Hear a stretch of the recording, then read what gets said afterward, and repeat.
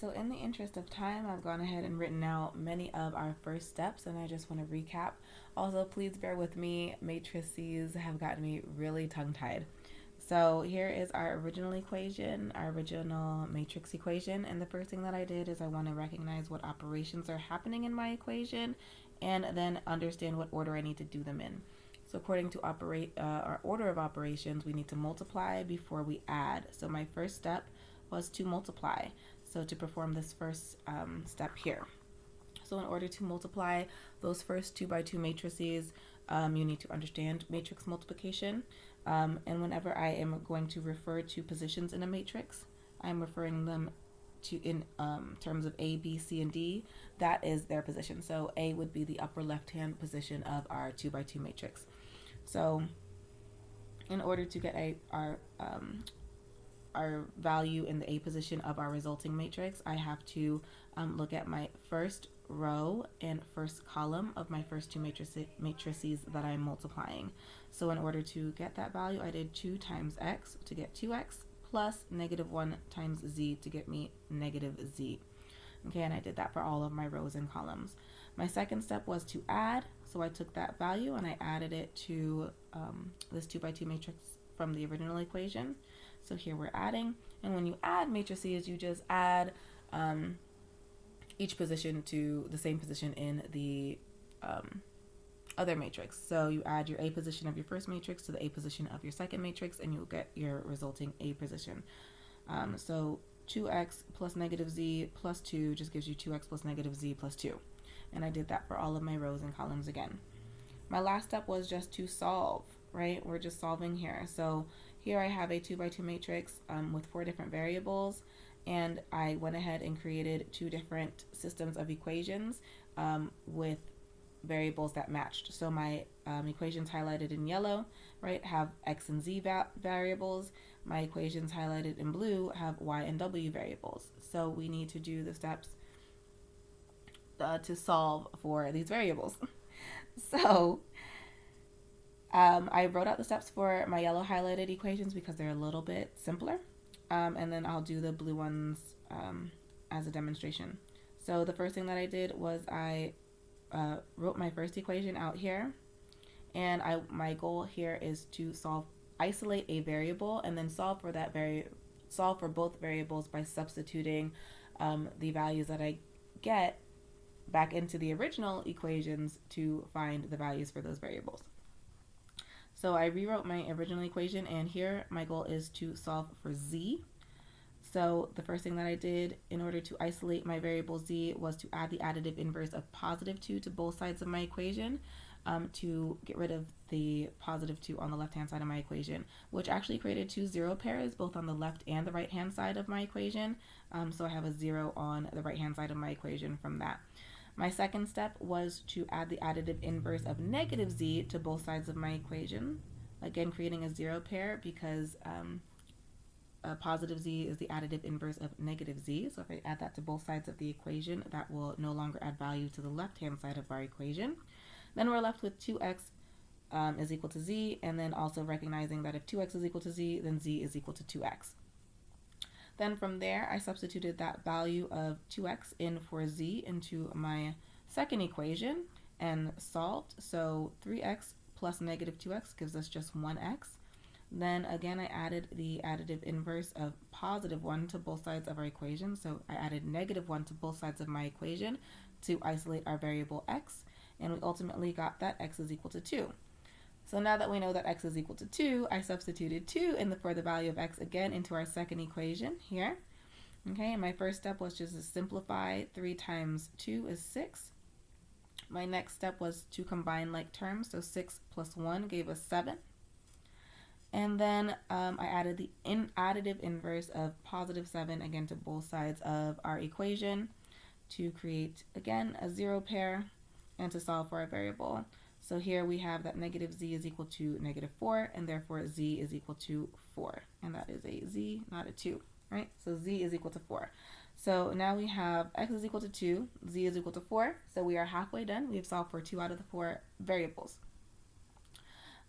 For our blue equations, we're going to do similar steps. So we're going to take our first equation. Sorry, wrong color. 2y plus negative w plus 4 is equal to 12. I'm going to solve for w here. So in order to do that, I'm going to add the additive inverse of positive 4 to both sides, which is negative 4. So I'm adding negative 4 to both sides of my equation. So I create a 0 pair there on our left-hand side of our equation, which no longer adds value.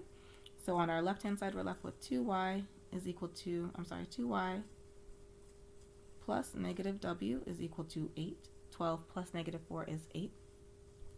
Then I want to add the additive inverse of w to both sides of my equation. So that's just plus w to both sides of my equation. Again, we've created a 0 pair here. So now we have 2y is equal to 8 plus w, and I'm doing this because I want a positive w. And then again, I'm going to add the additive inverse of positive 8 on the right-hand side to both sides of my equation to move that 8 to the left-hand side.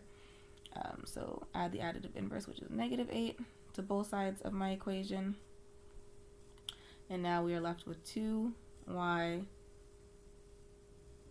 plus negative 8 is equal to w. Let me draw out that 0 pair, so that's a parent, right? Which means, again, using the similar rationale that we did before, that w is equal to 2y plus negative 8. Okay. So now that we have that value for w, we can substitute that back into, again, our second equation. And I think I am running out of a little bit of room, so I'll have to move this down a little bit. So let's substitute that back into our original equation for w. I'll try to write it over here, and I might run out of room. Actually, I'll try to write it a little bit up here. So I'm going to start up here. Don't mind that. Sorry. So we have 3y plus, and our value for w was, our value for w is 2y plus negative 8 plus 7, and that is equal to 18. Okay, try to move over to the left a little bit. So now that we have that, we can just rewrite that 3y plus 2y without the parentheses plus negative 8 plus 7 is equal to 18. 3y plus 2y will end up giving us 5y. Why do I feel like something is wrong here? Oh, that's a negative w, my bad. So yeah, no, we can't just rewrite it without the parentheses. We have to distribute that negative. All right, so we end up with 3y minus 2y, and then the additive inverse of negative 8, which is plus 8 plus 7 equals 18. So again, combining like terms, 3y minus 2y will just give us y, and 7 plus 8 will give us 15 is equal to 18.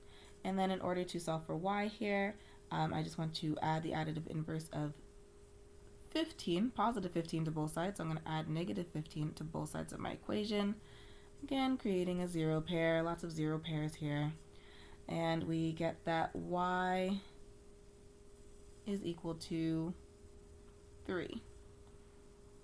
And now that we have a value for y, we can go ahead and substitute that value into our second equation in our blue system for y. So instead of y, we can put 3. So that I will try to draw or write right here. So let's do it down here. So let's do 3 times y, but instead of y, we are saying that y is equal to 3. Plus negative w plus 7 is equal to 18. 3 times 3 is 9.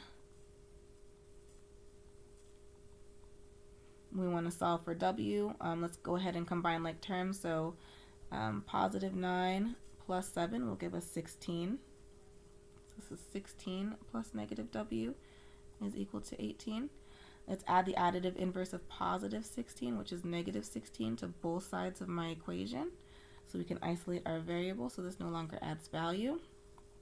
We're left with negative w is equal to 2. So W is equal to negative 2. And those are our 4 final answers. We have x is equal to positive 2, z is equal to positive 4, y is equal to positive 3, and w is equal to negative 2.